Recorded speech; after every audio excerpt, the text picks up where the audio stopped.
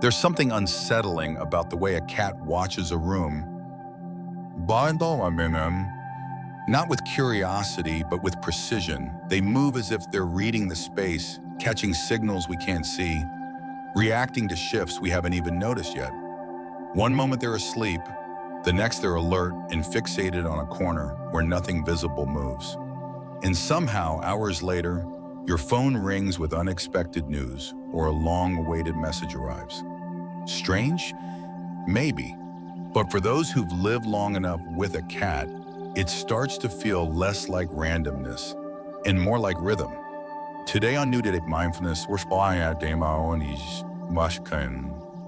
we're going to explore 12 behaviors your cat might be showing you that are far from random. These aren't just cute quirks or instincts. They may be silent indicators that your energy, your environment, or your direction is shifting. You'll recognize some of these instantly. The way your cat curls beside your laptop before a big moment, the way they spiral around your legs right when you walk through the door, or the way they choose one specific spot in your house again and again, as if protecting something invisible. This video isn't about superstition. It's about tuning into subtle patterns. It's about learning to observe what's been trying to speak to you in silence. But before we get into it, I'd love your support. If this kind of quiet, meaningful content resonates with you, please take a moment to like this video, share it with someone who'd find it comforting, and subscribe to New Day Mindfulness. I'm on a journey to reach 1,000 subscribers, not for numbers, but so I can unlock more tools to serve you better. Every click helps this space grow and allows me to continue creating thoughtful, high-quality content that enriches your everyday awareness. Now let's begin, because once you know what to look for, you may start to realize your cat has been showing you the truth all along. Not in words, but in gestures, in presence, in stillness. And today we'll decode exactly what those signs may mean. Let's start with the first one. Sudden cuddling when you're emotionally drained. Some people still believe cats are emotionally distant, but anyone who has lived with one for long enough knows that assumption rarely holds true. There are days when your cat wants nothing to do with you, when they disappear under the bed, curl up on a windowsill, and seem more interested in the movement of shadows than in human affection. But then there are those other days, those surprisingly tender moments when they suddenly leap into your lap, press themselves against your chest, or nudge their face into your palm and settle there, purring like a soft engine of comfort. And more often than not, those are the days you feel completely wrung out, emotionally taxed, overworked, uncertain, maybe even on the verge of tears. These aren't coincidences. They're energetic responses. Cats, while not necessarily empathic in the way we define it in human psychology, are highly sensitive to cortisol, the hormone most directly associated with human stress. When your body begins to elevate in tension, when your breathing changes, when the very frequency of your presence shifts due to anxiety or sadness, your cat feels it. Not in a rational intellectual sense, but through finely attuned sensory cues. Subtle changes in your scent, your tone of voice, your movements, the quality of your stillness. They read your body like a silent language. In fact, multiple studies from institutions like the University of Lincoln and the University of Tokyo have documented that cats are far more socially perceptive than we previously understood.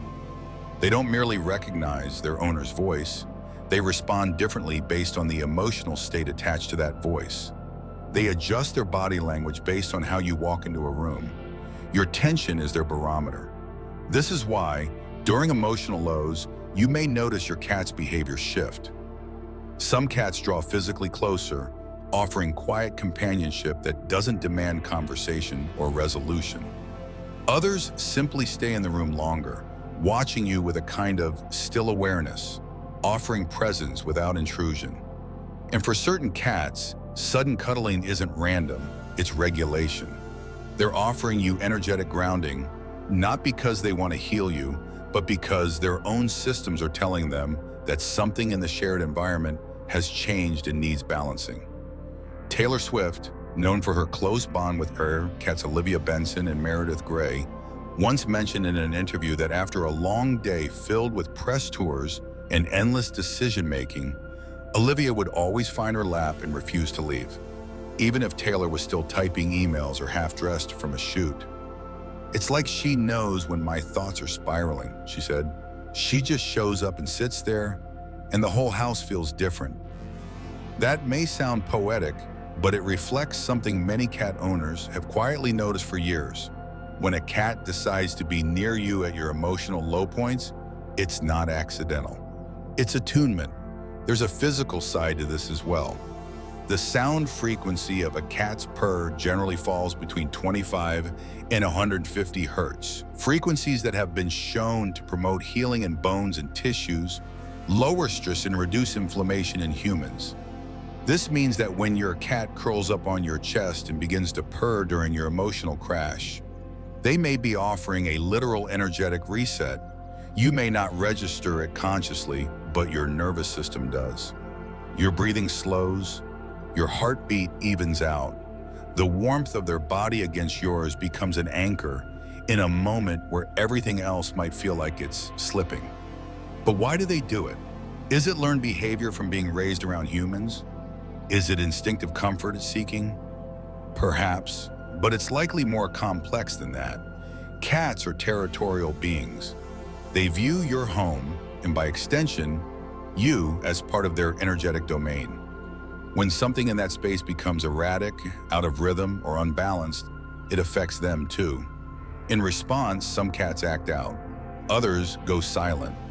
But for those who've bonded with their humans deeply, one strategy is simple proximity. They restore their world by re-entering yours physically and energetically. There's something sacred about this silent companionship. Unlike dogs who may whine or try to physically distract you when you're upset, cats don't chase your attention. They offer theirs. They walk in, sit down, and say, without saying anything at all, "I'm here and I sense this isn't a normal day." In a world that often demands we explain ourselves constantly, that kind of wordless empathy is a profound gift. It teaches us something too.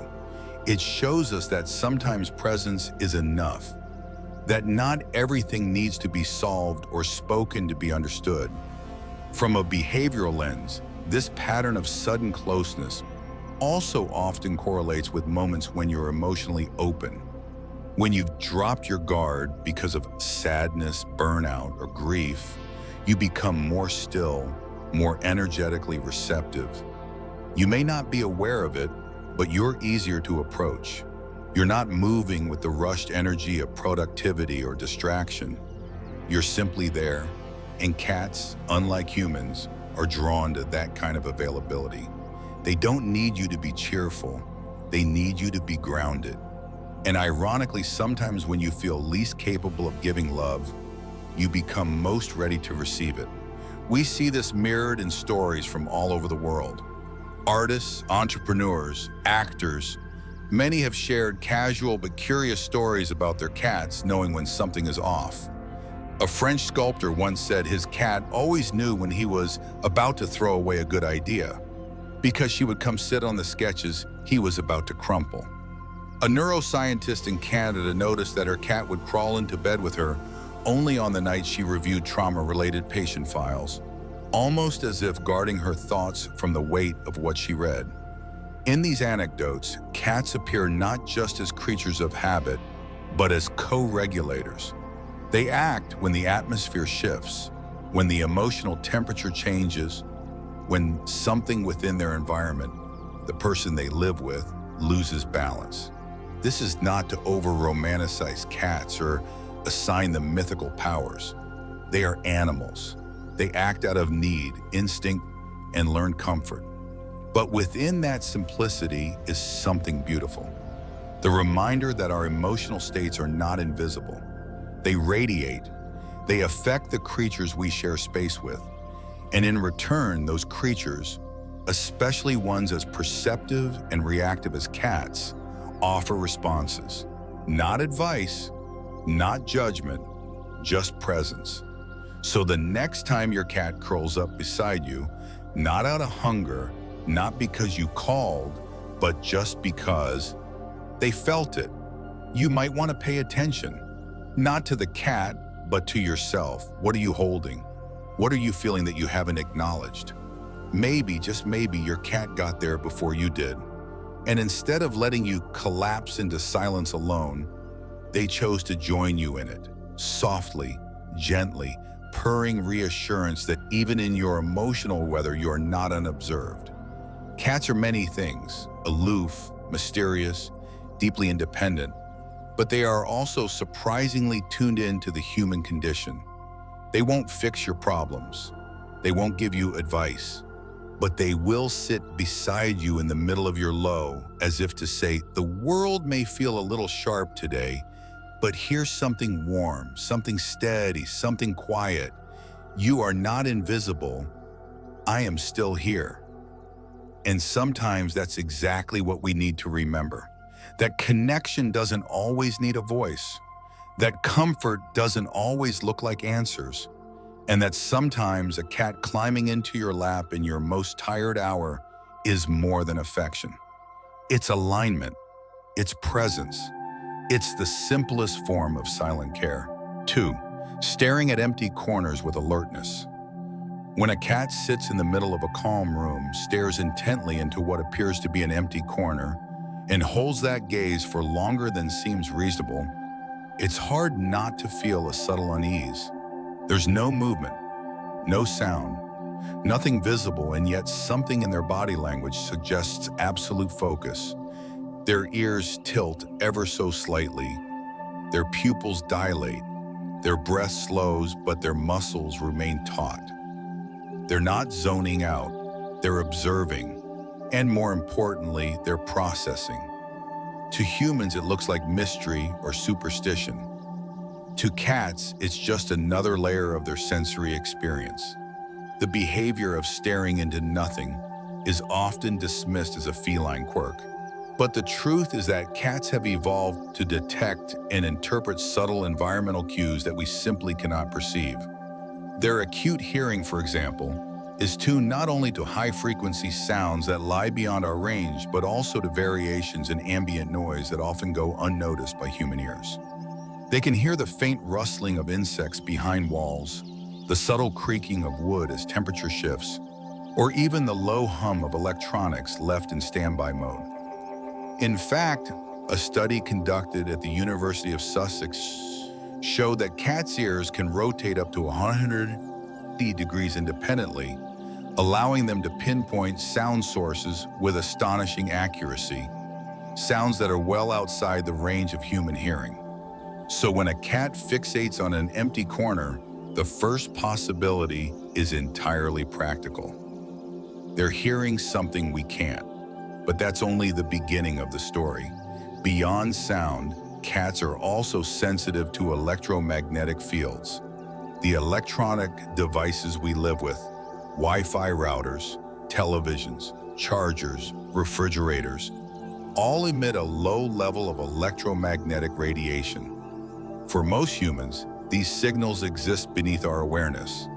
But for animals, particularly those as finely tuned as cats, these low-frequency pulses can influence behavior. In some cases, excessive EMF exposure can cause restlessness, disrupted sleep, or seemingly erratic fixation on certain areas of a room. A report by the Environmental Protection Agency noted that EMF-sensitive individuals, including some animals, exhibit increased anxiety or nervous system activity when exposed to fluctuating frequencies. It's not uncommon for a cat to sit in front of a television that's turned off but still plugged in, or to stare at a power strip even when no sound is emitted. These actions, while strange to us, may be completely logical responses to their sensory world. In corners where electronics, routers, or wiring clusters exist, often the forgotten back corners of our rooms, A cat's behavior might actually be functioning like a silent EMF detector. But there's another, less scientific yet equally powerful lens through which to view this behavior: environmental energy flow. In interior design rooted in traditional Feng Shui principles, corners are notorious for being energy traps. While energy, or qi, is said to flow naturally in curves and open paths, corners, especially cluttered, dark, or neglected ones, are believed to accumulate stagnation. Think about the last time you cleaned behind your dresser or opened that one storage box in the far corner of your office.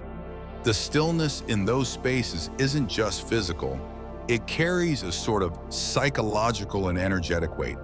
And cats, who are creatures of both movement and quiet, tend to avoid areas with stale energy unless something within that space is shifting. When they start staring at a corner they previously ignored, or begin visiting a space that was formerly unattractive to them, it may be a cue that the energy there has changed or is calling for your attention. Interestingly, this interpretation aligns with common human experience.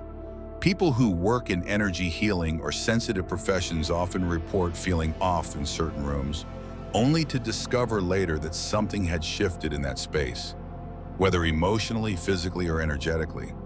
And in many of those cases, the first one to detect the shift was the household cat. While anecdotal, these patterns stack up. A designer from Los Angeles once shared how her cat suddenly became obsessed with the northeast corner of her living room. At first, she laughed it off, thinking it was just a new favorite napping spot. But after 3 days of the cat fixating, staring, and pacing around that zone, she investigated further. Behind a decorative screen, tucked into a forgotten corner, was a broken surge protector that had started to emit a low buzzing. It hadn't caught fire, but it easily could have. The cat's behavior wasn't mysterious, it was protective. On a more emotional level, some believe that cats are also sensitive to residual emotional energy, spaces that have absorbed tension, grief, or conflict. If you've ever cried in one particular chair for 3 nights straight, or argued near the same hallway more than once, it's possible the emotional residue of those events sticks in that space. You might walk by that corner a dozen times and feel nothing. But your cat, who lives in a heightened state of spatial awareness, may pick up on it.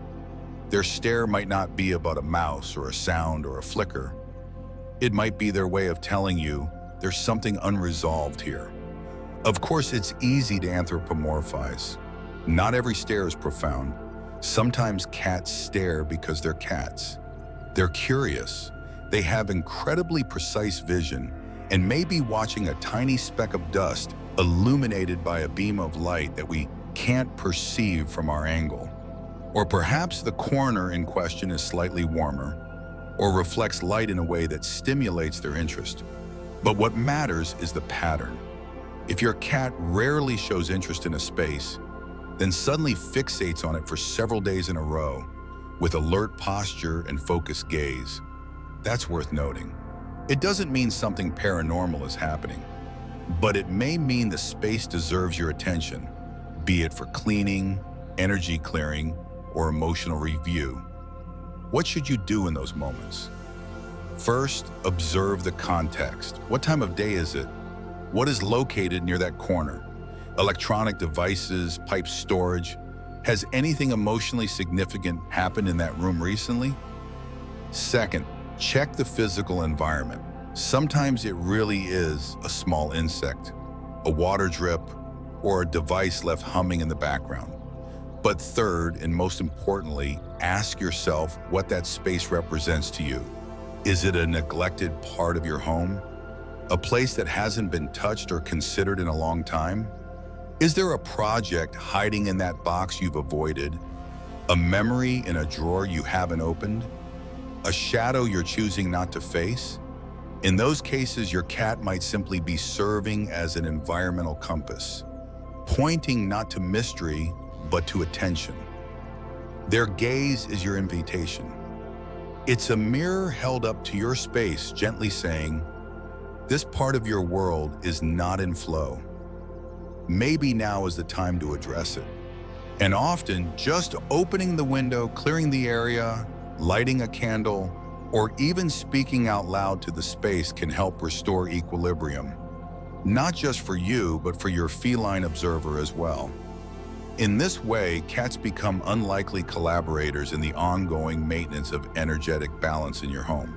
Not by telling you what to do, but by showing you where to look.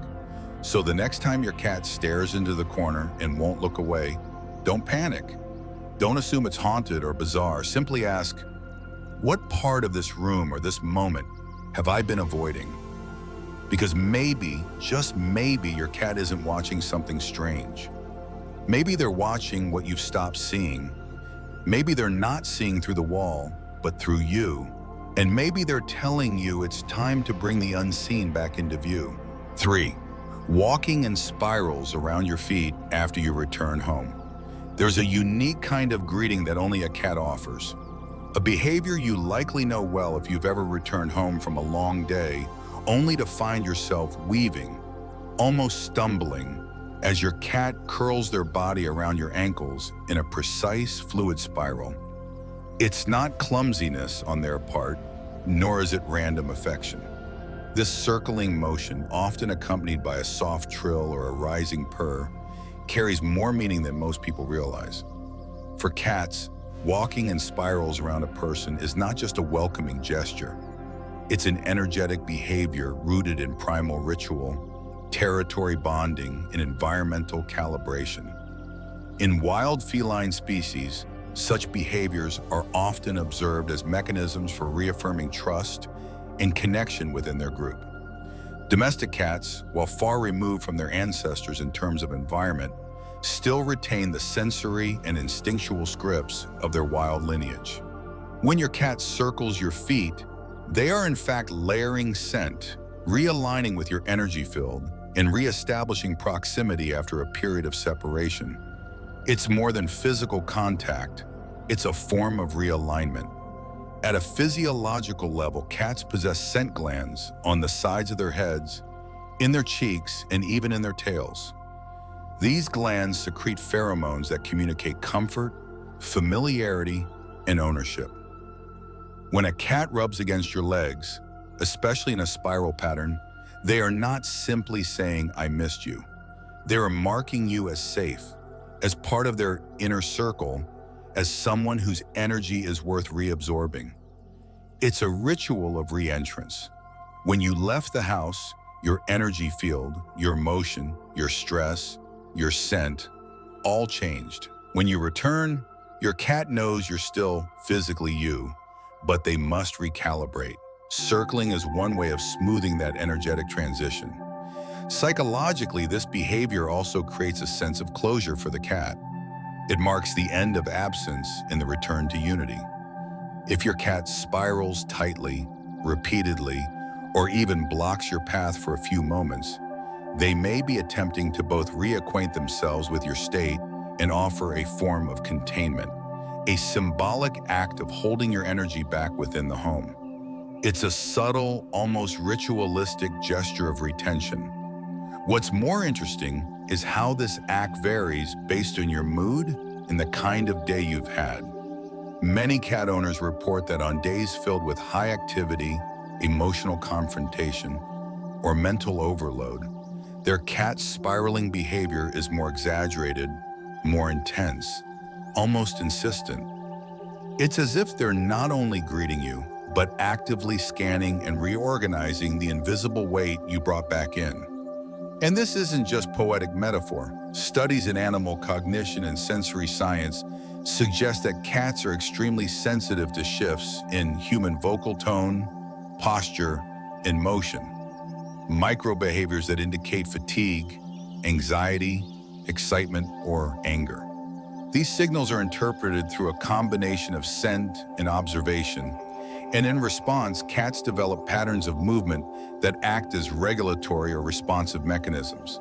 Spiraling is one of the most dynamic of those behaviors. From an energy perspective, which draws from both metaphysical and behavioral frameworks, the spiral is one of the most ancient and universal symbols of flow, transition, and grounding. Cultures across history have recognized the spiral as a shape that collects, condenses, and channels energy inwards. In nature, we see it in seashells, hurricanes, galaxies, and even DNA. When your cat walks in a spiral around your feet, it's possible that on a subtle, nonverbal level, they are engaging in a physicalized metaphor of grounding your scattered energy back into a central space, home. There's even anecdotal evidence from high-functioning environments that supports this.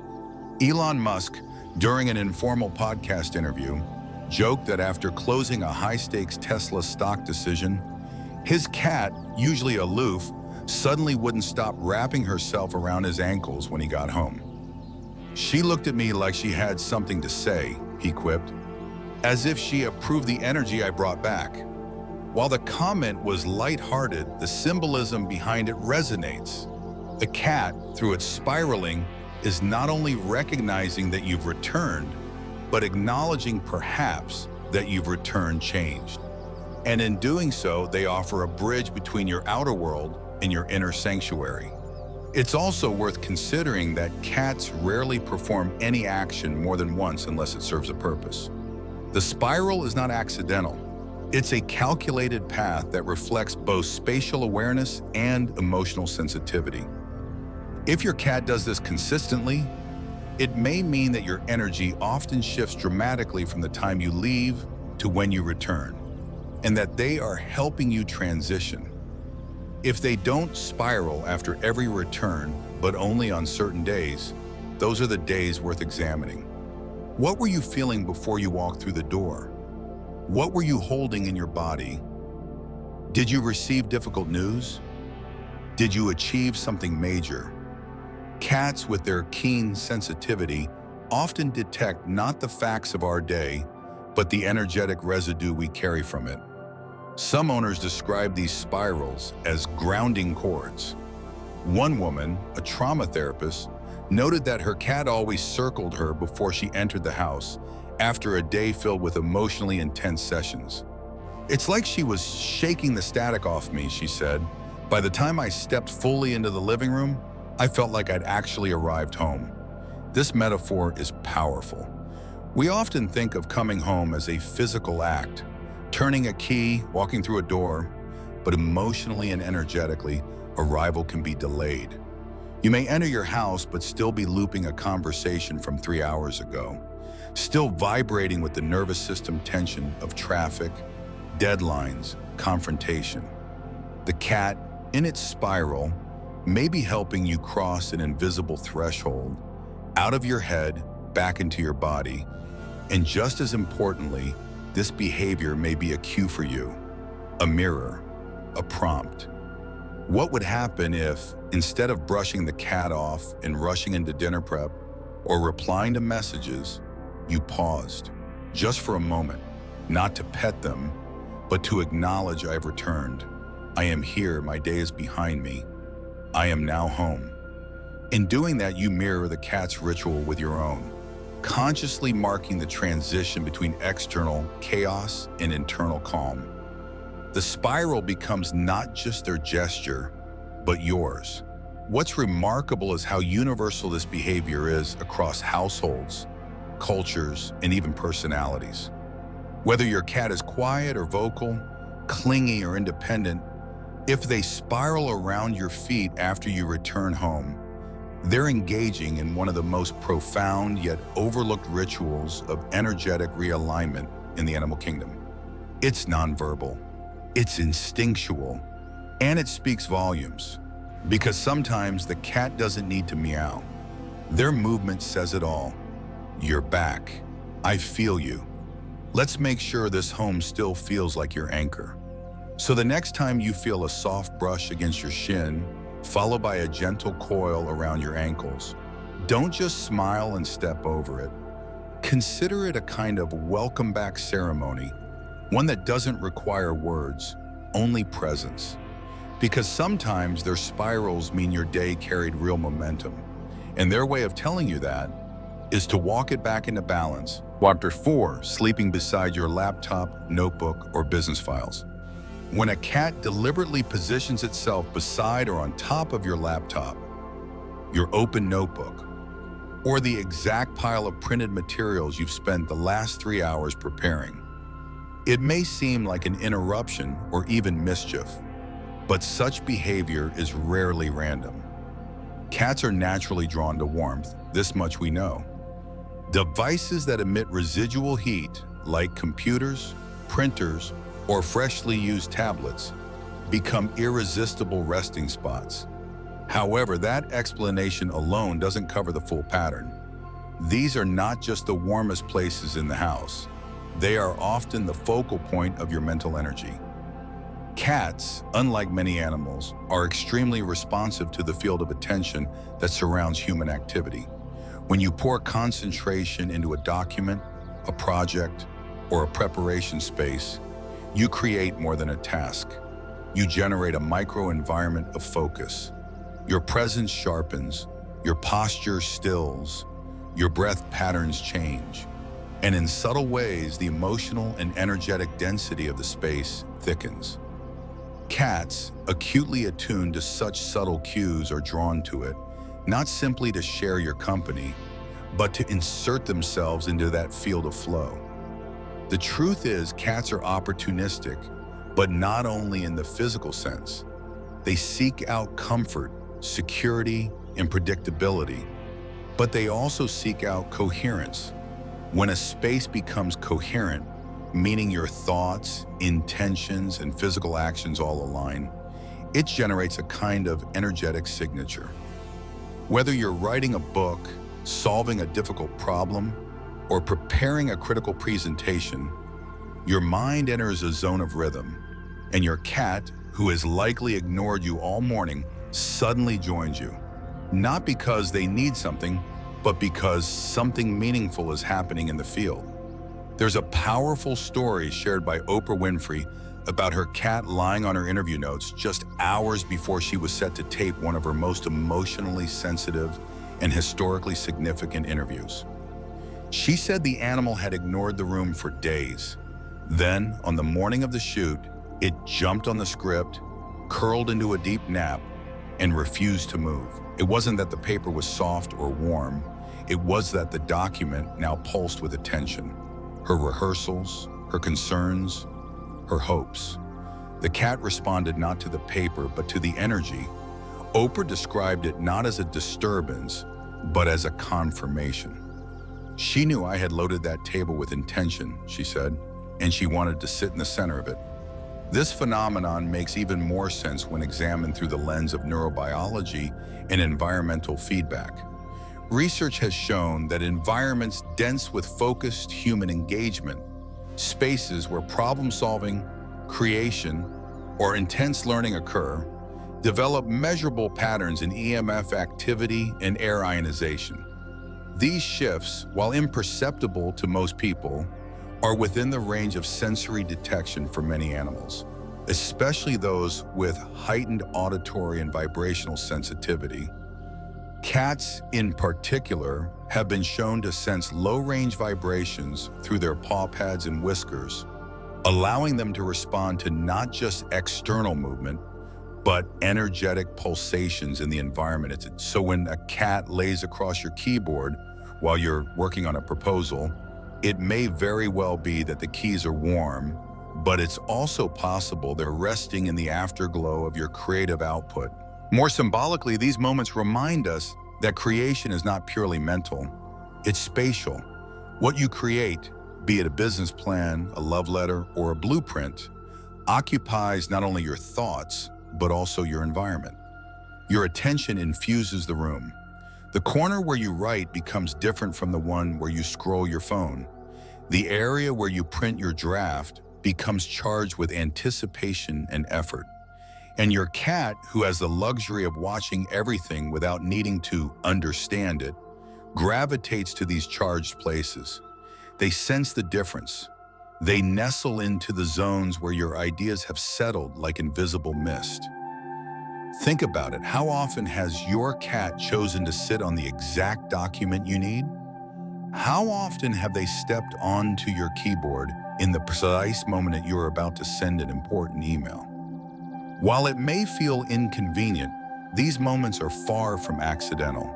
In many ways, they are confirmation that your space of creation is becoming energetically tangible. Your output has weight. It is no longer just a thought. It is a field. And your cat is lying in it like a living seal of recognition. In some energy practices, this is referred to as resonance clustering. It's the idea that the space is charged with deliberate intent, attract biological and energetic attention. Your cat isn't disrupting your work. They're joining it. They're embedding themselves in the thing you've poured yourself into.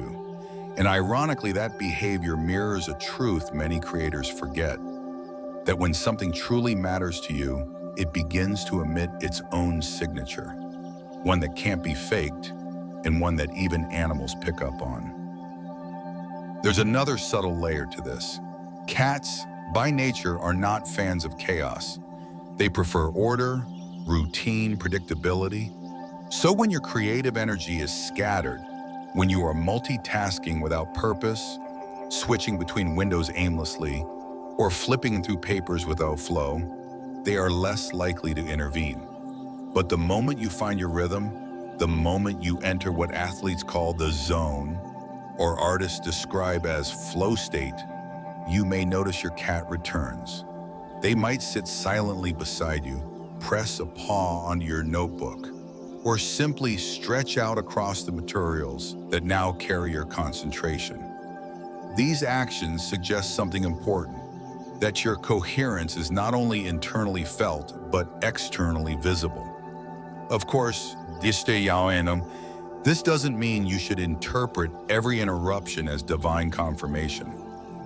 Sometimes a cat just wants a warm place to nap, but the pattern matters. If your cat consistently chooses to place itself where your attention has been deepest, especially if it has ignored that spot before, that's worth noticing.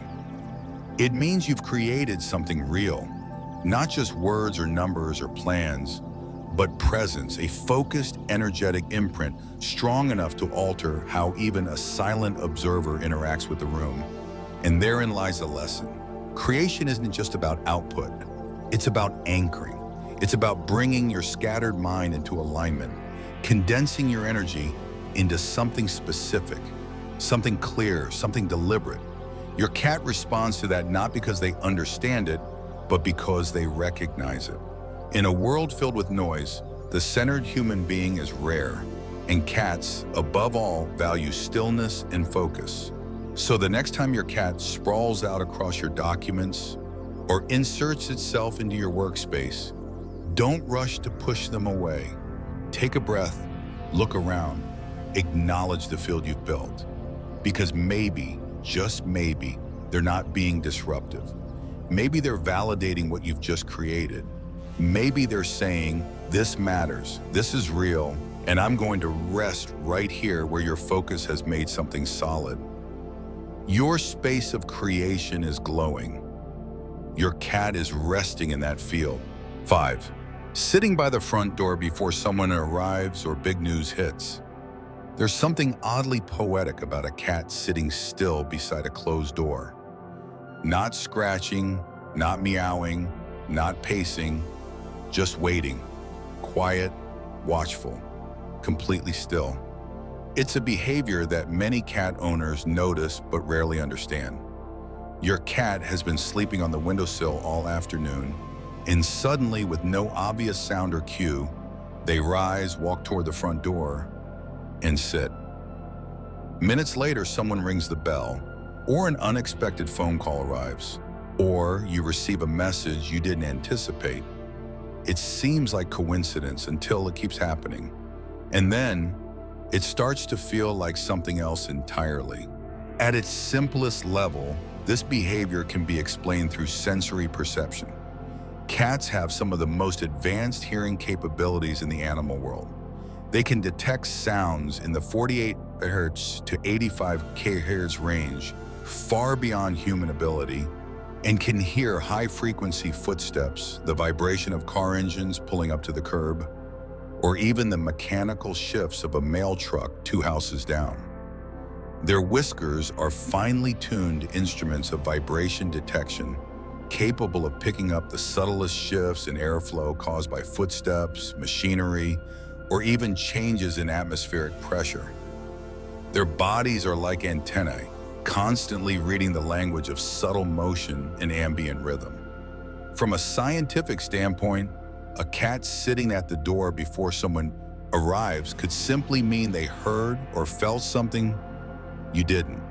Their reaction time to these shifts is almost instantaneous, and their stillness is not boredom, it's calculation. They've heard something that told them change is on the way.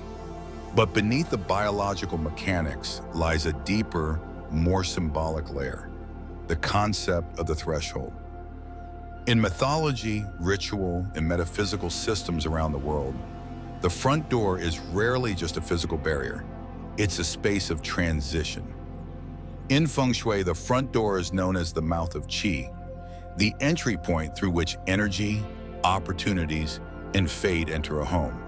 It is considered the most energetically significant part of any dwelling, not because of its size, but because of what it represents, the intersection between the internal and external world.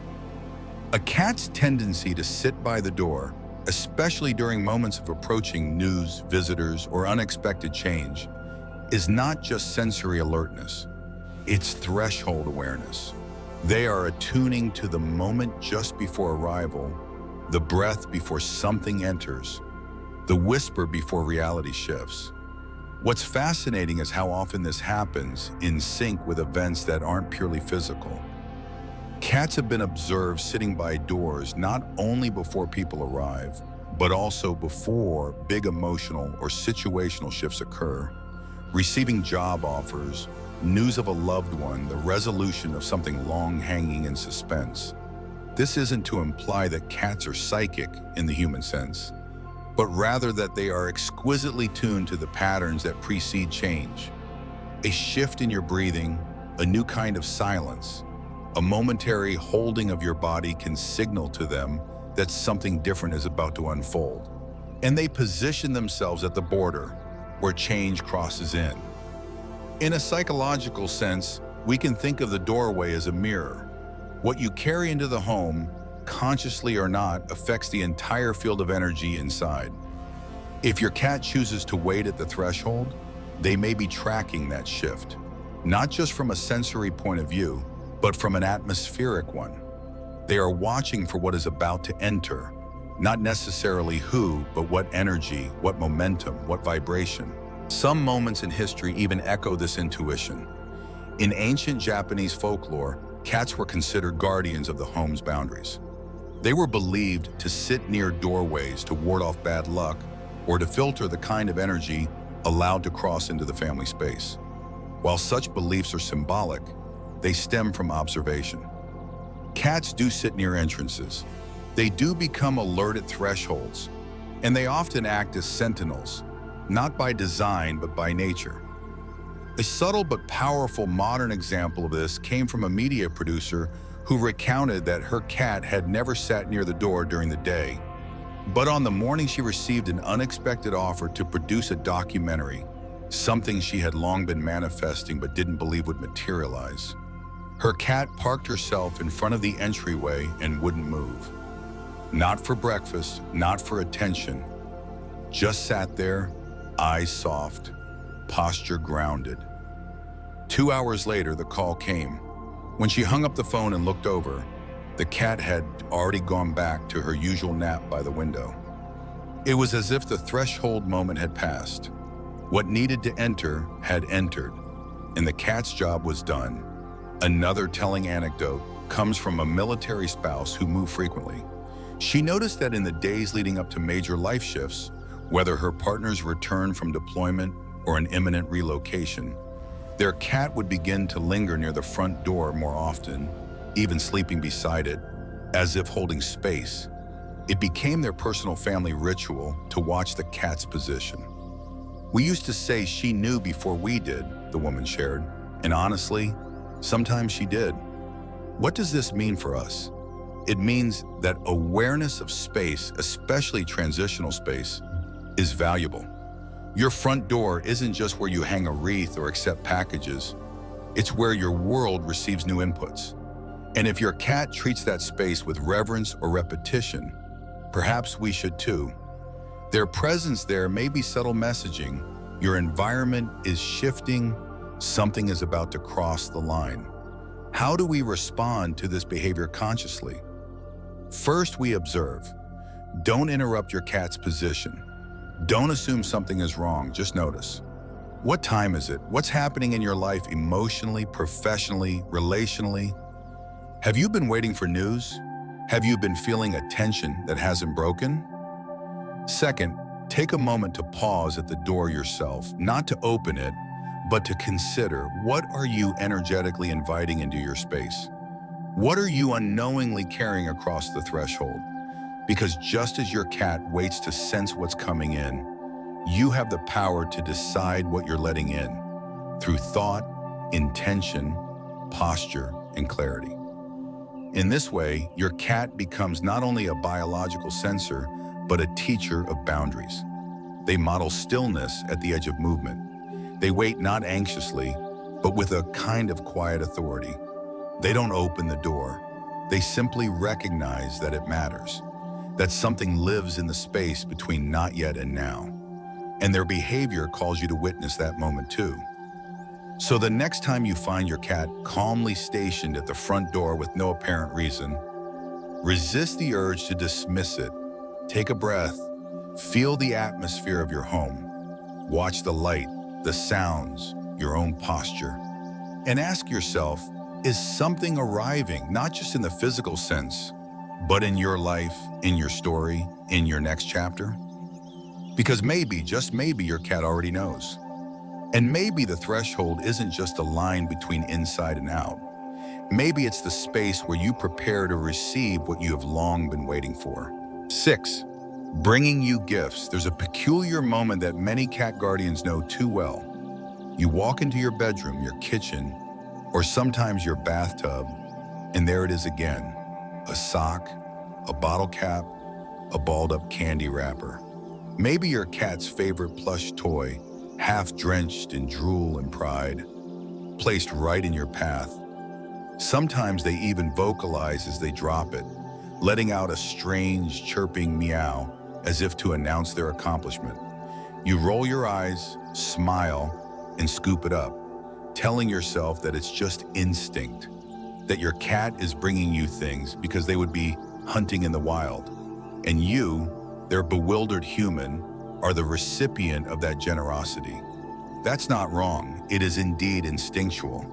But as with most behaviors in cats, there's something layered and unspoken in the action. Something that isn't just rooted in biology, but in relationship, in energy, and in how your cat perceives your state of receptivity. Because while the physical object is a sock or a straw or a catnip mouse, the act of bringing it to you speaks volumes about what your cat believes is happening within you. They are offering, and in their offering, they are mirroring your field of attraction. From an ethological standpoint, cats exhibit this behavior as a result of predatory drive and social bonding. In the wild, a mother cat will bring partially subdued prey back to her kittens to teach them how to hunt. It's a gesture of caretaking, of guidance, and of inclusion into the survival system. Even among adult feline groups, food and object sharing occurs within close bonded pairs as a way to reinforce loyalty and communal security. Domestic cats, lacking real prey in most modern homes, transfer this instinct to substitute items, light, mobile, and often odor-rich objects that they perceive as catchable. Socks, twist ties, hair bands, rubber stamps, loose bills. The object itself doesn't matter as much as the act of carrying it in their mouth, placing it near your scent trail, and depositing it in the spot they most associate with you, your pillow, your laundry, your chair. But what triggers this behavior isn't just their own internal instinct. It's your external energy. What's fascinating is that this gifting behavior often coincides with shifts in your own energetic field, especially moments of openness, vulnerability, or inward movement. Many cat owners report receiving more gifts during times when they're creating something, healing from something, or waiting on something. Times when their energy isn't frantic or defensive, but receptive. And this is where the symbolic meaning deepens. Your cat, in their own language, is responding to your attractor field. They sense that you are calling something in. And in the only way they know how, they are responding. They are bringing you a token of alignment. It's not that they believe you need a sock. It's that something in your posture, your presence, your emotional stillness has made them respond with a gesture of contribution. This becomes even more meaningful when viewed through the lens of energetic flow. In many spiritual frameworks, what you attract into your life is determined not by effort, but by frequency. The law of resonance, not to be confused with simplistic notions of the law of attraction, suggests that we bring into our field experiences and elements that match our dominant emotional and vibrational state. In simple terms, when you are calm, grounded, and quietly aligned with your intention, you are magnetic. Things begin to arrive, not always in grand gestures, but often in small echoes. A message, a new idea, a sudden insight, or, if you happen to live with a feline, an empty plastic spoon drops ceremoniously on your bedsheet. And while your conscious mind may dismiss that gift as odd or annoying, consider this. Your cat may be showing you what your field is doing. They may be offering an object not because you asked, but because your openness is strong enough that they feel the pull to give. This is an emotional mirror, a subtle affirmation, a whisper of resonance made physical. There's a beautiful example of this that came from a designer who was working late on a concept for a product she was deeply passionate about. She said she had been stuck for weeks, mentally blocked, creatively paralyzed. But one night something shifted. She stopped trying to force it and simply sat in stillness with the intention of reconnecting to why she cared. 2 hours later, as she got up to make tea, she noticed a row of 4 objects lined up beside her desk. Her cat had brought them, silently, and one at a time, a crumpled page, a pen cap, a sock, and a tea bag. She described it as surreal. It felt like he was placing down markers, as if to say, now you're ready, now you're receiving. Within the next 24 hours, her design breakthrough arrived. Whether or not the cat was consciously aware of this emotional rhythm doesn't matter. He responded to the field. And that's the point. In indigenous traditions around the world, animals are not seen as less evolved or random. They are seen as messengers, pattern readers, beings that move in sync with energetic currents we no longer track with language. When a cat brings you an object, they are not only playing out their instinct to hunt and care, they are, in their own way, speaking the language of the unseen. And sometimes their message is simple. You are calling, I am responding. The object is irrelevant. It is the gesture that matters, the awareness, the exchange. And here's where the reflection becomes personal. Ask yourself, what have I been calling in? Not necessarily through words or plans, but through tone, posture, longing. Have I been craving partnership, purpose, permission to slow down, to expand? If your cat begins gifting you small objects repeatedly, and especially if this is unusual behavior for them, take it as a nudge. You may be in a phase of opening, whether you realize it or not. Something about you is calling in connection, and your cat, who lives with you day and night, feels that shift. Even more, cats don't bring gifts to everyone. If you live in a shared space and your cat only brings items to your area, your bag, your bed, that's significant. It means you are the point of contact for whatever they feel needs offering. That's a kind of energetic compliment. It means your emotional availability is registering, that your field, for whatever reason, has become safe for exchange. And yes, sometimes the gift is something you'd rather not receive. A dead bug, a chewed leaf, a hairball placed with impressive precision beside your slippers. But even these less than desirable offerings can carry symbolic insight. What have you been avoiding? What parts of your life feel messy or dead or overlooked? Are you holding on to something toxic? What needs clearing before the new can truly arrive? Sometimes your cat doesn't just bring you presents, they bring you mirrors. So the next time you find yourself walking into a room and discovering a gift waiting for you, a lone earring, a toy mouse, a glittery scrap of ribbon, pause. Don't immediately sweep it away. Consider what that gift represents. Consider what your energy might have been doing to call it in. And ask yourself gently, what am I attracting right now without even knowing it? Because your cat may already know, and their behavior isn't random. It's relational. It's a quiet reminder that sometimes we are already in motion toward the next thing we need, long before we see it clearly, long before we name it, and long before it arrives in a form we recognize. Until then, it might show up wrapped in fluff, dropped beside your pillow, carried gently between the jaws of a creature who understands how to listen. 7. Always sleeping in the same corner. There's a quiet rhythm to a cat's day. You may not always notice it at first, but over time the pattern emerges. Morning light stretches across your living room, and sure enough, your cat is already curled in the same corner again.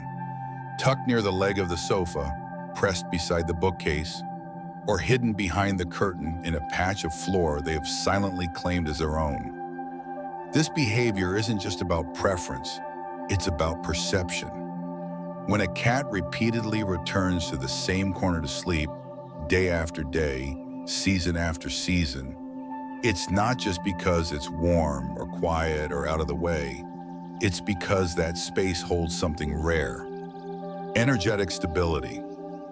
While we often decorate our homes based on aesthetics, convenience, or architecture, cats choose their favorite spaces based on something far more primal: energetic coherence. Cats are incredibly sensitive to subtle environmental energy.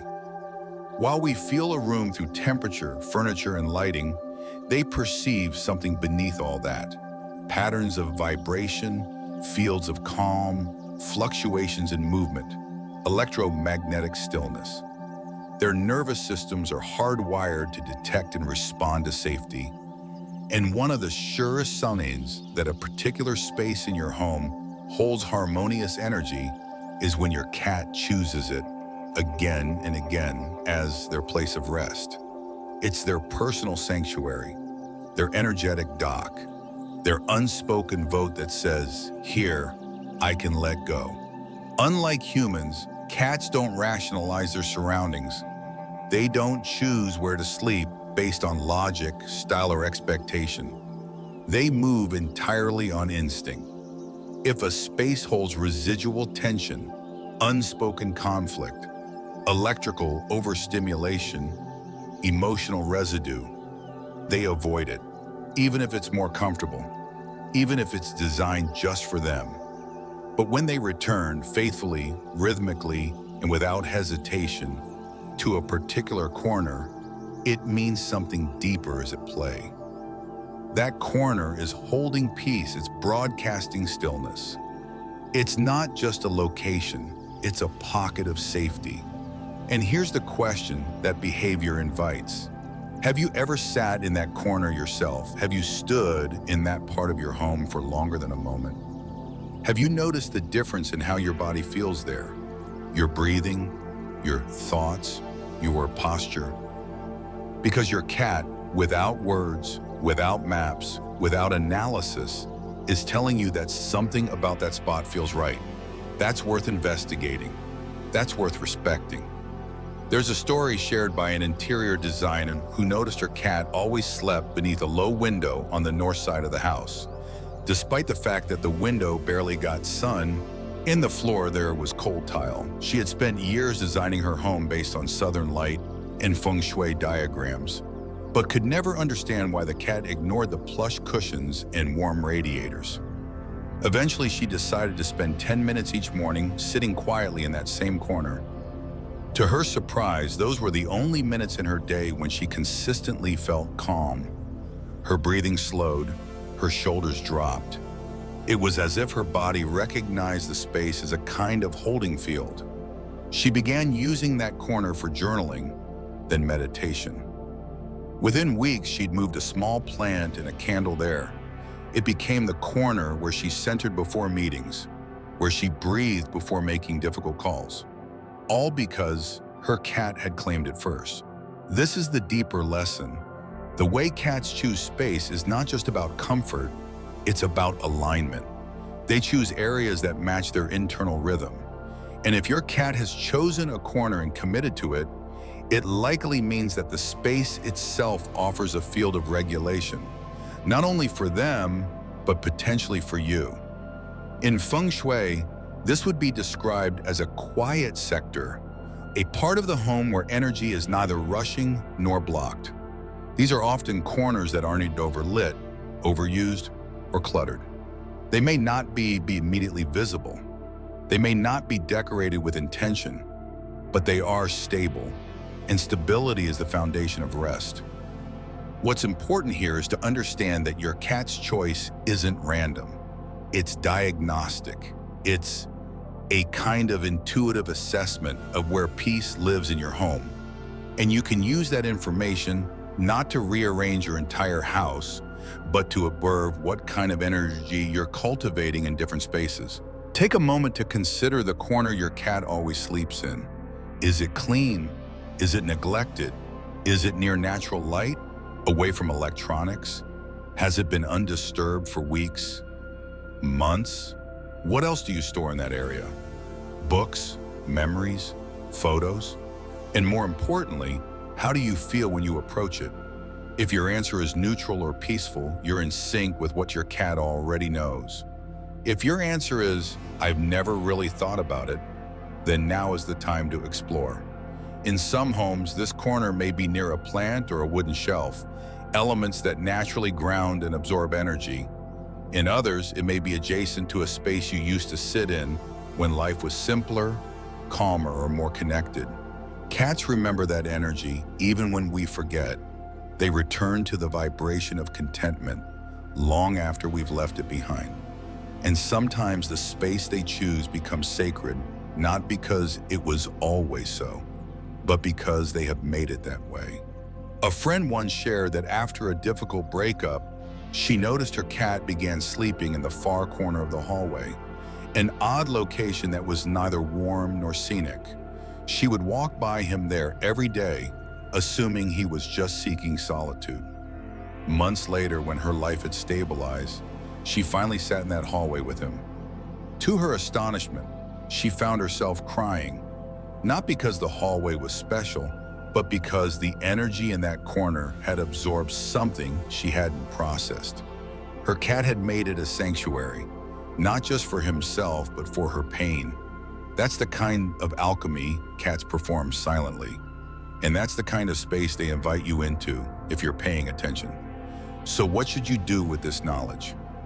First, acknowledge the space. Don't rearrange it right away. Don't over-decorate it. Just sit near it. Observe what happens to your thoughts. Let your body register the stillness. Then, if it feels right, gently enhance the space. Add a small plant, a stone, a candle, something that amplifies the peace that already lives there. Not because your cat needs it, but because you do. And then comes the real invitation. Use that space, not constantly, not mechanically, but intentionally. When you need clarity, when your day has scattered your focus, when you don't know what to do next. Sit where your cat sits, breathe where they rest, borrow their sense of safety. It's already available, it's already there. You just haven't been claiming it. Because in the end, the space your cat returns to again and again isn't just their nap zone. It's their sanctuary, their chosen ground, their vote for where the energy of your home is most whole. And maybe, just maybe, It's time you saw it for what it is. A space already holding you, already steady, already enough. Your cat just claimed the safest zone in your home. Maybe you should too. 8. Grooming when new people arrive. There's a social cue that slips past most people until they begin to notice the pattern. A guest walks through your front door, maybe a friend, a colleague, a date. And while you're busy offering water, pleasantries, or light conversation, your cat moves into action. But not toward the visitor, not to the window or their food bowl. Instead, they sit quietly, lower their head, and begin grooming. Sometimes obsessively, sometimes delicately, but always with a presence that seems oddly intentional. It's easy to overlook. Cats groom themselves often, after all. But over time, you start to see the link. The new energy enters the space, and your cat's immediate response is self-cleansing, recalibration, recentering. What they're doing in that moment may look like habit, but what they're actually doing is responding to the shift, to the vibration, to the invisible ripple that arrived with the visitor before any words were exchanged. In the animal world, grooming is more than hygiene. It's a regulator, a self-soothing behavior used to manage arousal, tension, or environmental dissonance. For cats, grooming slows the heart rate, re-engages the parasympathetic nervous system, and recalibrates their sense of control. When a cat begins grooming right after a sudden noise, an argument, or someone stepping into their territory, it's not coincidence. It's their way of processing the shift. Asking silently, is this safe? Is this stable? Do I need to reassert calm? Now consider what that means in a human context. You welcome a person into your home, someone your cat has never met before. Maybe the person is lovely, friendly, warm, but your cat begins grooming as soon as they enter, continuing for several minutes, completely ignoring the guest. It may seem like nothing, but it's a signal, not necessarily that the person is dangerous, but that their energy arrived jagged, unsettled, or incongruent with the home's baseline. Cats don't react to social masks. They react to energy. And grooming is one of their most reliable ways of telling you, something here needs adjustment. Jennifer Lawrence once shared in an interview that during a date she was genuinely excited about, her cat sat across the room and began furiously grooming herself, licking and scratching with unusual intensity for nearly 20 minutes. At first, she thought nothing of it, but later, as the date unfolded, she realized that something in the connection felt strained, slightly off. It was like she could sense before I did, she joked, that the vibe was just not it. In hindsight, the cat had been processing tension she hadn't yet named. The date didn't lead anywhere, but the moment was telling. This is where your cat becomes not just a companion, but an emotional mirror for your environment. They groom when things need smoothing, they clean themselves when the space has been disrupted, and they do it silently, consistently, with a timing that seems almost oracular. You can track it, notice when they groom during conversations, meetings, or visits. Ask yourself, what changed just now? What emotion entered the room? From a neurological standpoint, cats' grooming behavior is tightly connected to sensory overload and energetic imbalance. They don't just groom when they're dirty, they groom when they're uncertain, when the space carries tension, when the people within it carry contradiction, when the air holds more than words. They don't need to know someone's history, they don't need to evaluate body language.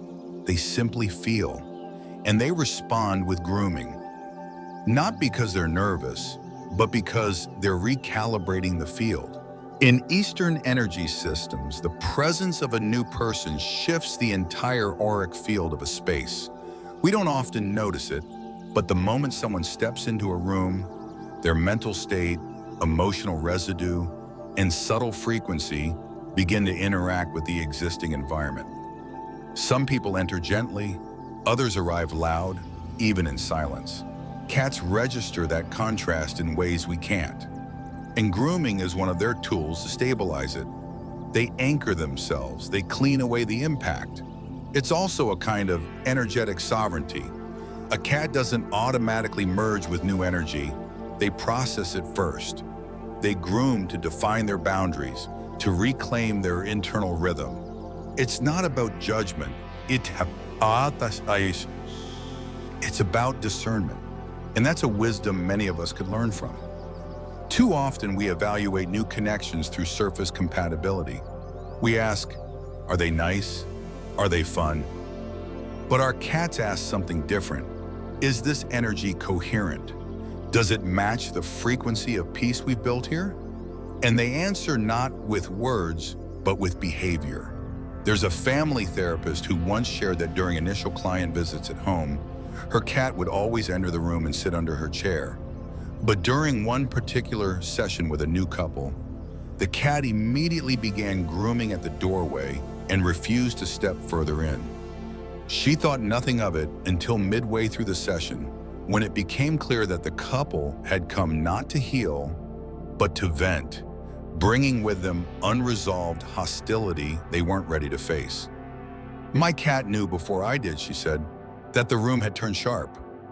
So what should you do when your cat begins grooming during a visit or right after someone enters your home? First, don't interrupt them. Don't dismiss it. Observe. Ask yourself, what changed just now? Is the person here aligned with what I want to cultivate in this space? Does their presence uplift or drain the room? It's not about paranoia. It's about presence. Your cat is offering a signal, one that doesn't accuse but invites reflection. Second, watch for patterns. Does your cat groom more often around specific people? Do they groom excessively when certain discussions happen, even if no one is angry? Do they groom when you feel unsure but haven't said so aloud? That's where the power of this behavior becomes a gift. It allows you to access signals your own body might be too distracted to feel.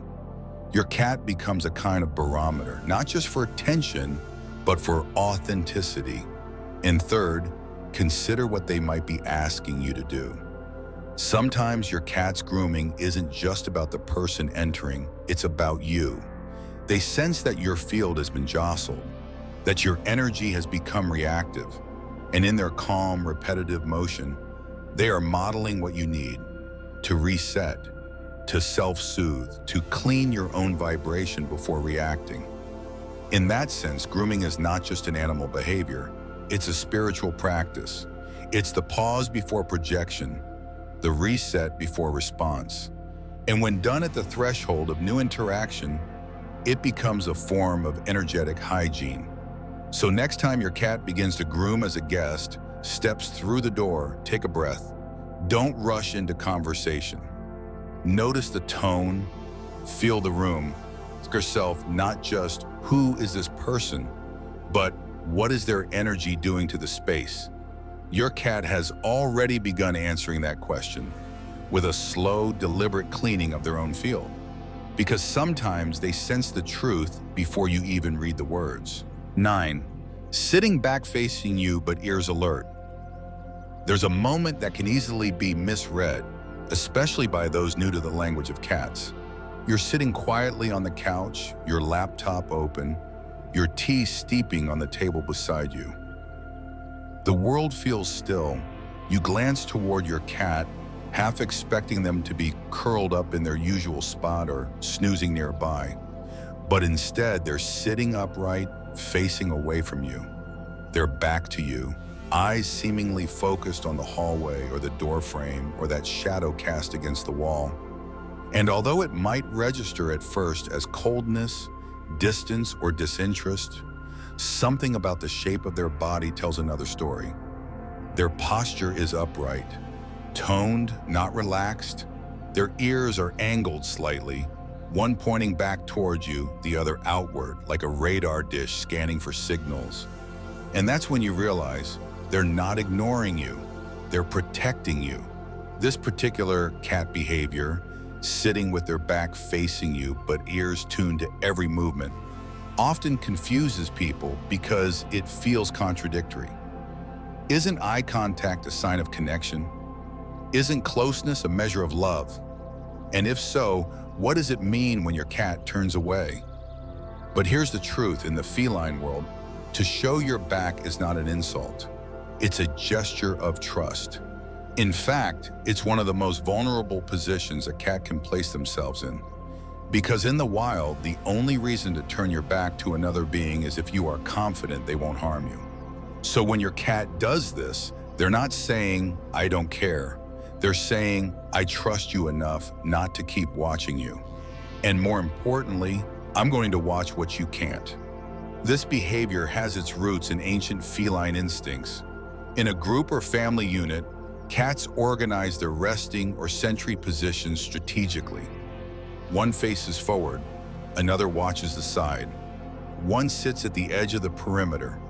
They create a circle of awareness, each individual covering a different angle. This isn't conscious strategy, it's encoded survival wisdom. And when your cat chooses to sit with their back towards you, what they're saying in that moment is, "You focus inward, I'll focus outward." There's something incredibly poetic about that. We live in a world that constantly pushes us to be alert, hyper-vigilant about texts, deadlines, background noises, movement behind us, the front door. But cats live on a more subtle frequency. They sense when our attention is fragmented. They sense when we are overly outward. And when we finally sit, when we finally allow ourselves to be still, they take on the role of guardian. Not in a dramatic way, but in a quietly powerful one. They anchor their posture, they monitor the space, they attune to the subtle shifts in vibration, sound, and airflow. They take up watch. This is not superstition, it's biology. Cats have an extraordinary range of motion in their ears, with over 30 individual muscles allowing them to rotate independently in nearly a full circle. Even when facing away, they are still fully aware of you. Your breath, your movement, your silence. Their ears act as emotional barometers. One angled slightly behind means they're tuned to your field. They are not absent, they are adjacent. There's an incredible story shared by a photojournalist who worked in remote regions of Mongolia. She described staying in a yurt with her guide and his family, including a large orange tabby cat who appeared every evening without fail. One night, after a long day of interviews and emotional stories, she finally allowed herself to break down, crying quietly into her scarf in the corner of the yurt. The cat, who had been lounging on the rug, got up, repositioned himself near her, but with his back turned. He sat rigid and alert, facing the tent's only opening. Not touching her, not meowing, but posted like a sentinel. She later asked the guide if that was normal. He smiled and said, "He's watching your doorway. You're busy feeling he's watching for anything else." What an extraordinary reflection. In a world obsessed with constant affirmation, eye contact, selfies, conversations on loop, cats offer another kind of presence. Silent, still, facing away, but not detached. Simply devoted in a different language. And that language says, "While you go inward, I'll keep an eye on what you don't see." From a symbolic standpoint, this behavior is profound. In many spiritual traditions, the back of the body is considered the unconscious self, the part of us that holds memory, vulnerability, and unseen tension. When a cat chooses to face away from you, it's as if they are standing in front of your shadow, keeping watch over what you haven't processed yet. They're not here to demand your attention. They're here to hold your blind spot. In somatic psychology, there's a concept called co-regulation, where one nervous system attunes to another, helping stabilize and soothe it. Most people think of this as eye-to-eye contact, like a baby and a mother, but co-regulation doesn't always happen face-to-face. Sometimes it happens back-to-back, shoulder to shoulder. quietly, subtly. That's what your cat is offering. Not performance, not entertainment, but alignment. There's something else worth noting. This behavior often occurs when you are emotionally open, when you finally stop trying, when your inner world becomes more available. Cats are sensitive to that moment, the one where your defenses fall away. And they don't always rush into cuddle or stare. Sometimes they offer something more precious. They offer protection without intrusion. They become the silent lookout, the gatekeeper of your peace. So how do you respond to this gesture? First, don't interrupt it. Don't turn them around. Don't call for affection. Let them sit. Let them hold the space. Recognize that in that moment, they are working, not in labor, but in presence. Second, notice your body. How does it feel to know someone or something is watching your blind spot? Do your shoulders drop? Does your breath deepen? Do you feel more grounded? Let that sink in. Your cat is modeling what many of us forget to ask for: silent, anchored support. And third, allow yourself to receive it. This is not a small gesture. This is your cat saying, like, you don't have to watch everything. I've got this angle. That's sacred, that's intimate. And it may be one of the purest forms of love. Because in the end, sitting with their back to you isn't disconnection. It's the deepest connection of all. It's trust. It's guardianship. It's saying, I believe in your stillness so much, I'm going to keep it safe while you feel. And in a world that rarely gives us permission to soften, that is a gift beyond words. They're not turning away from you. They're watching your blind spot, literally. 10. Giving birth in your home. It happens in a quiet corner of your garage, or beneath the bed, or inside that old storage box you forgot was even there. You step into the room and hear the sound, a low, rhythmic breathing, tiny, high-pitched mewling, the soft movements of something unfolding. And then you see her, a mother cat, eyes half-lidded in focus, curled around a bundle of newborns so small and translucent they don't yet feel real. Sometimes she's your cat. Sometimes she's a stray you barely know.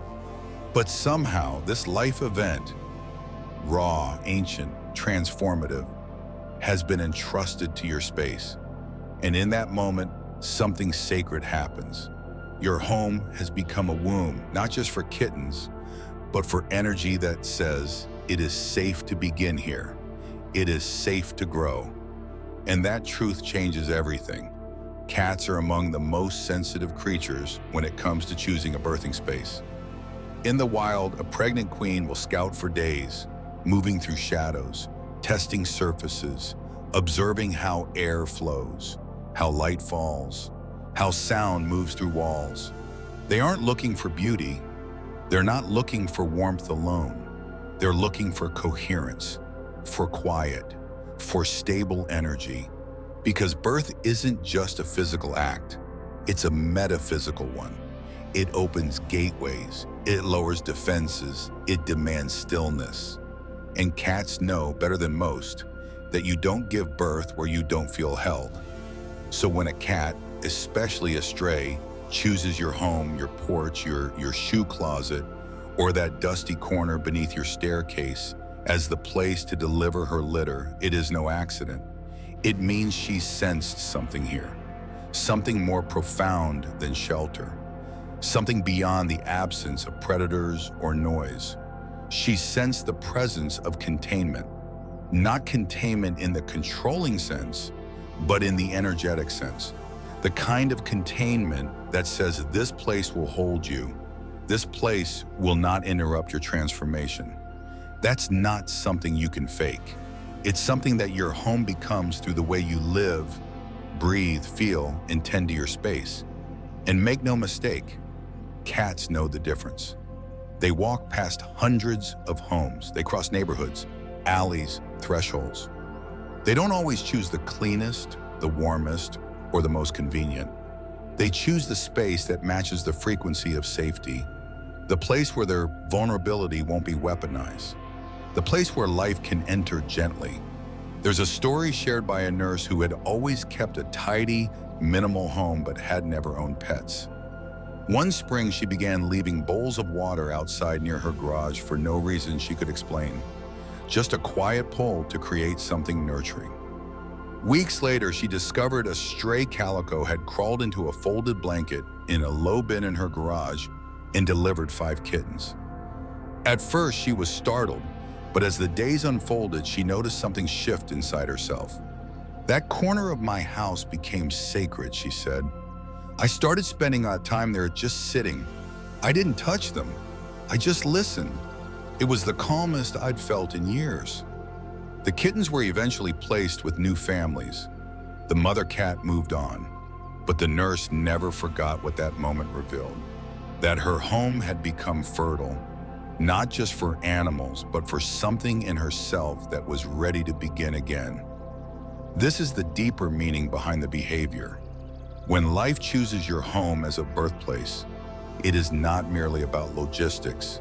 It is energetic permission. It is symbolic of creative readiness. It is a sign that your space, not just physically, but emotionally, is stable enough to support transformation. And whether or not you invited it consciously, you created the conditions where birth could happen. That is no small thing. In Feng Shui, the energy of a home is assessed through its flow, its light, its openness, and its capacity to circulate intention. A home that is cluttered with anxiety, resentment, or unresolved tension rarely supports growth. But a home that is soft, grounded, and unpretentious, where care is embedded in the corners and quiet is allowed to live without apology, becomes a field where life arrives easily. That's what your cat has recognized. That's what her body knew before your mind did. From a psychological point of view, the arrival of new life, whether through animals, plants, ideas, or relationships, is always preceded by invisible preparation. You may not have lit a candle, you may not have said an intention out loud, but your actions did, your choices did, your silence did.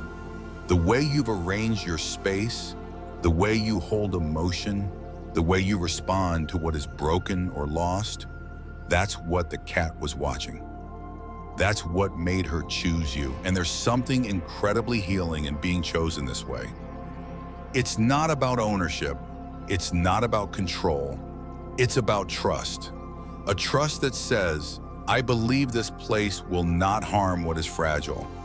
That kind of trust is not given easily, but when it is, it marks you. It changes your relationship to the space you thought you knew. Suddenly, your hallway becomes a sanctuary. Your floor becomes a cradle. Your silence becomes a song. It also invites a question. What else might be ready to be born here? What else have you unconsciously made space for? What parts of you have been waiting for a sign that it's time to begin? Because often the things we long for, new ideas, healing, relationships, purpose, don't arrive when we beg for them. They arrive when we've prepared a place for them to land. And the cat's decision to give birth in your home is an echo of that truth. There's a philosopher who once said, the energy that welcomes birth is the energy that will keep welcoming life. That's what your cat has made visible. She's made your home's energy tangible. She's told you without speaking that your space is not just functional, it's fertile. It holds something more than furniture. It holds possibility. So what should you do in the face of this behavior? First, honor it, even if you don't plan to keep the kittens, even if you don't intend to engage. Honor what has happened. Clean the space with care. Light a candle in quiet reverence. Let a moment mark you. Second, reflect. What does this say about your space? What does it say about you? Not your decor, not your to-do list, but your frequency, your presence, your capacity to allow. And third, ask gently, what else might be ready to be born here? Because when a cat gives birth in your home, It's not just an event, it's an initiation. It's a message. It's life itself whispering, "This is a good place. Begin again here." Your space is ready for growth. Even life itself trusts it. 11. Digging and burying imaginary things. There's a certain kind of mystery embedded in feline behavior, especially the kind that plays out when no one else is watching. Picture this. Your cat stands over an empty spot on the floor. There's no food bowl, no visible item, no litter box nearby, and yet they begin to dig. Their paw swipes to the side, then the other. Maybe they circle once. Maybe they sniff. Then they resume, scratching, sweeping, motioning across the surface with a rhythmic insistence, as though covering something only they can see. There's no dirt, no object, but their intent is focused, their body still, and after a few rounds, they walk away as if completing a task. To the untrained eye, it might seem like a glitch in instinct, leftover programming from their wild ancestors. But if you pause to witness it fully, you begin to sense something more nuanced. Because in that moment, what your cat is doing is not meaningless. It's not a mistake. It's a metaphor. They're not just digging. They're preserving. They're clearing. They're engaging with the invisible layers of your home's energy field and leaving behind a sign. Something has just been released, protected, or prepared. In the wild, cats bury things for a number of reasons. Food caches are covered to prevent detection by predators. Waste is buried to avoid scent trails. And sometimes prey is stashed, not for immediate consumption, but for later when conditions are right. Domestic cats carry this pattern in their behavior, even in spaces that seem irrelevant. Clean tile, wooden floors, corners with nothing to hide. They still bury. But here's where it gets interesting. Many of these burial rituals occur in moments of emotional shift.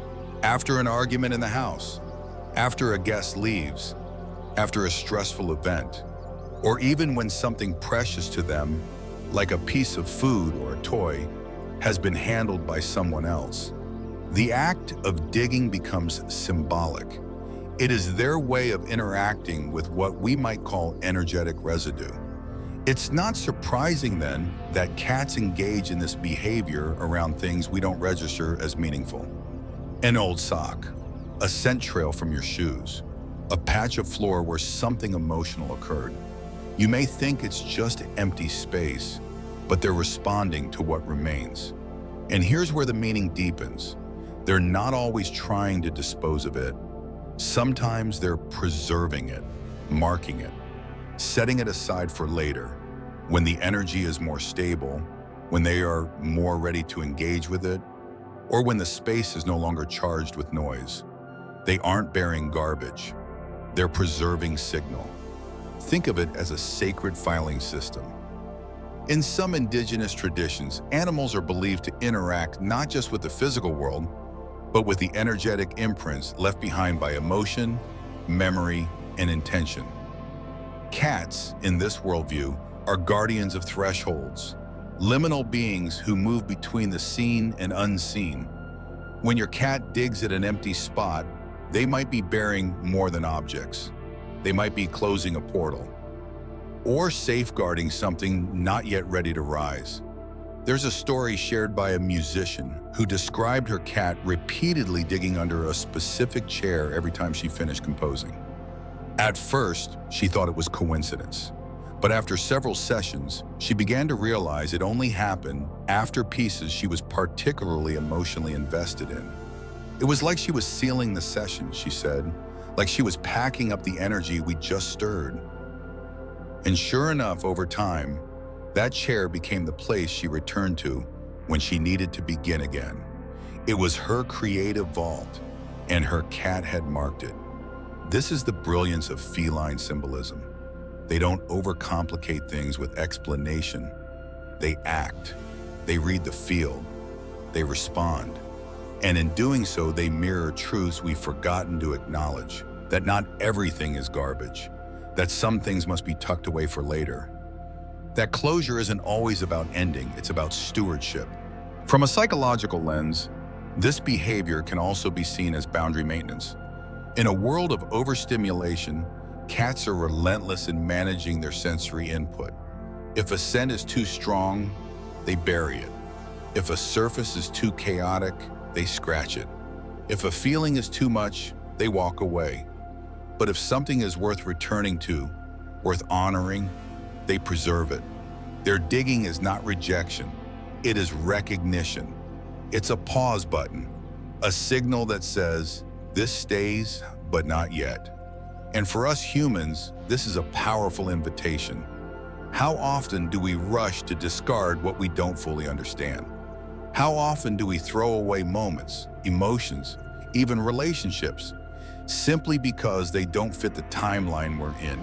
What if instead we learn to preserve, to mark, to return later, to allow certain things to rest underground until we're ready to unearth them? Cats do this instinctively. They know when to bury, and they know when to return. The most profound version of this I've seen happened in the home of a widower who said his cat began digging obsessively near his late wife's reading chair. Not just once, but for weeks. Always in the evening, always after he had finished talking aloud to her, like he often did at the end of the day. Eventually, he placed a small candle near the spot, then a photograph. The digging stopped. She was just preserving the space, he said, holding the grief until I could make room for it. That's the kind of wisdom these creatures carry, unspoken, but deep. So what should we do when our cats bury imaginary things? First, observe. Where is it happening? When? What just occurred, emotionally, physically, or energetically? What is that space associated with? Second, don't interrupt. Don't shame it. Don't laugh it off. Treat it like a message. Your cat is doing energetic housekeeping. They are maintaining the field. Third, consider what you might need to bury for a while. Not destroy, not forget, but store, preserve, lay down gently. This might be an idea that isn't yet ready, a memory that needs more space, an object that carries too much emotion to be dealt with right now. Let your cat's behavior be your guide. Let it remind you that not everything needs immediate resolution. Some things are sacred simply because they've been set aside with care. And finally, notice how you feel afterward. Often these digging moments are followed by stillness, by rest, as if something has been resolved without confrontation, as if the field has been cleared without words. That's the grace of this behavior. It teaches us that healing doesn't always look dramatic. Sometimes it's a quiet paw brushing across empty air, saying, I've stored this safely. You'll know when to return. Not everything is garbage. Some things are being protected for later use. 12. Curling tightly with nose tucked. In the same spot daily, there's a shape your cat returns to like a ritual. You see it most often during the quieter hours, just after sunrise or right before dusk, or in that strange stillness that hovers over the afternoon when no one is speaking and the house is wrapped in pause. Your cat circles once, maybe twice. Then they tuck, tail around their limbs, head nestled so deeply into their chest you can barely see their nose. Ears relaxed, paws folded beneath the body, a compact spiral of fur and breath and stillness. They do this every day, often in the same exact spot. Not always a bed. Sometimes it's the laundry pile. Sometimes it's a windowsill. Sometimes it's the corner of the hallway where the sun slants in at just the right angle. You might find yourself wondering, why there? Why like that? And yet the repetition, the reliability of it becomes a quiet language, one that speaks volumes about how they feel in your space. This particular sleep posture, with the nose tucked inward and the body curled into itself, is not just about warmth. Though warmth plays a part, what you're seeing is something more primal. This is a pose of deep containment. It signals safety, energetic harmony, and a profound level of environmental trust. In the wild, this posture would only be assumed in moments of maximum protection. It minimizes vulnerability, conceals vital organs, and preserves body heat. But in the home where food is guaranteed and predators don't lurk, its meaning shifts slightly. Now it says, this space is stable enough that I can fold inward without fear. This atmosphere holds me gently enough that I can turn down all defenses. It's a sign not of survival, but of surrender. A beautiful, trusting surrender. Think of all the elements that must be in place for a cat to choose this position daily. The air must be calm. The energy of the home must be settled. The routine must be consistent. The people must be predictable, not in behavior necessarily, but in emotional signature. Chaos, shouting, sudden movements, and erratic emotions all disrupt this state. And cats won't fake it. They won't perform relaxation just to please you. If something feels off, they'll sleep differently. Alert, loose, with their paws ready, their ears scanning the air. But when they tuck, when they fold in on themselves in that tight, unbroken spiral, that's when the real message appears. It's not about the surface, it's about the atmosphere. And what they're saying day after day, without using a single word, is this: the field here is holding me well. And that means something. There's a depth of symbolism here. In energetic traditions, the spiral is a sacred shape. It's the form of galaxies, of shells, of fingerprints. It represents wholeness, folding in on itself, not in retreat, but in wisdom. When a cat curls tightly, they are mirroring that archetypal spiral. It is not a defensive crouch. It is a return to center. And the nose tucked inward, that's the final layer of self-containment. It says, nothing external is threatening me. My world, for now, is whole. Now think about the implications for your space. If your cat consistently sleeps this way, especially in the same place, what does that say about your home? What does it say about the energy you've curated? It suggests that even if you don't feel it all the time, your home has reached a level of peace your cat deems worthy of daily surrender. That's not small. That's not accidental. That's the result of every quiet choice you've made. The moments you chose to breathe instead of argue. The times you cleaned the floor even when no one else noticed. The incense you lit at the end of a long day. The soft music you play at night. All of it accumulates. All of it creates a frequency. And your cat, attuned as they are, responds to that frequency with the clearest of all body languages. A daily return to rest in the deepest posture of peace they know. There's a story that illustrates this beautifully. A retired teacher once shared that during a particularly turbulent chapter of her life, marked by family illness and financial stress, her cat stopped sleeping in his usual corner.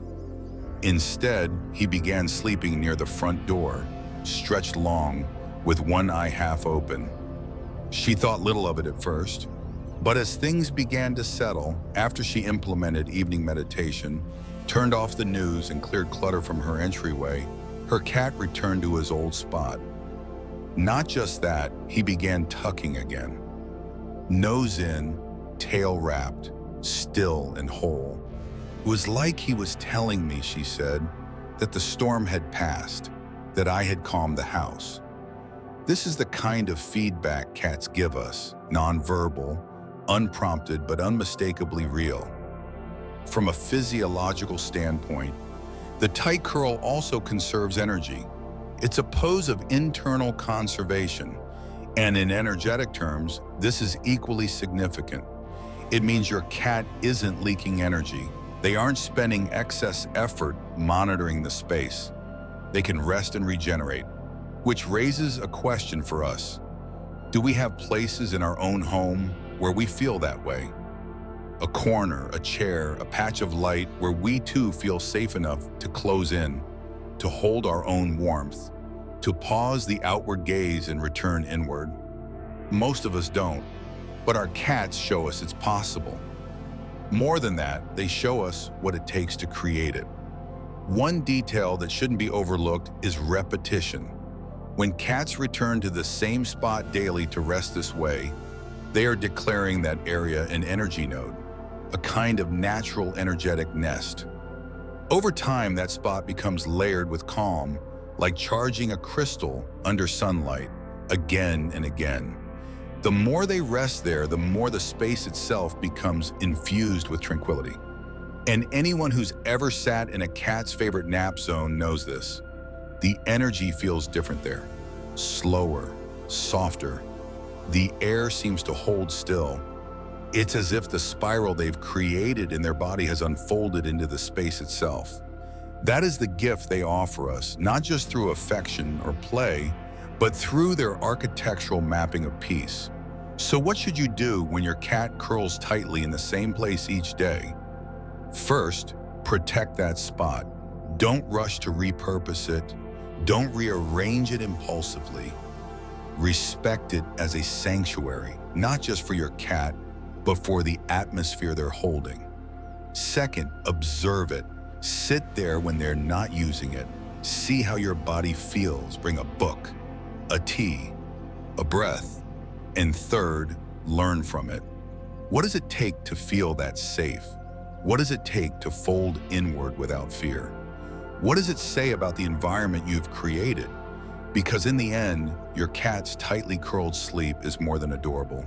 It's more than a habit. It's an indicator, a beacon, a sign that the vibration of your home has settled into something trustworthy, something that holds, something that invites life to pause and say, "Here, I can rest." When a cat sleeps like this, the world around it is stable, and that means something. Sometimes the most profound messages don't come from words, but from whiskers twitching at midnight, from a pause at the hallway threshold, from a slow curl of fur in the sunlight. Cats don't announce what they know. They simply respond to energy, to shifts, to what we, in our busy minds, often overlook. Maybe your cat stared at a spot no one else noticed. Maybe they disappeared into a quiet room the day your thoughts felt heavy. Maybe they brought you a crumpled sock, not as a gift, but as a symbol of what you were too distracted to see, that you were calling something in. These moments may seem small, but they are a language, a daily whisper in the shape of behavior, not noise but meaning. Because cats aren't just pets. They are sensitive instruments tuned to the subtle symphony of your life. They react to what you don't say.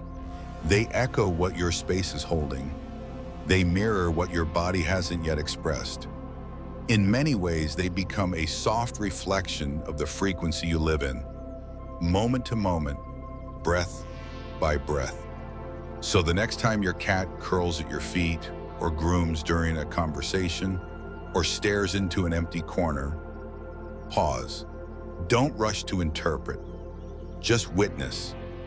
Let their behavior be an invitation, a gentle pull back to awareness, to curiosity, to noticing.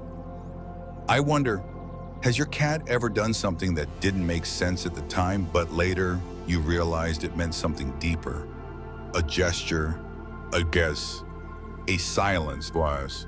If something came to mind while watching this, I would truly love to hear your story. Leave a comment below. Your experience might be the reflection someone else has been waiting for. And if today's video changed even a small part of how you see your cat or how you understand your space, I warmly invite you to give it a like, share it with a friend who might need it, and subscribe to New Day Mindfulness. Every small action you take helps this channel grow and helps me continue sharing insights that turn the ordinary into the quietly extraordinary. We're all walking through life surrounded by subtle symbols. Sometimes they meow, sometimes they watch, sometimes they simply lie still, trusting us to wake up enough to listen. Thank you for being here, for watching with presence. Until next time, be gentle with your space and even gentler with your noticing.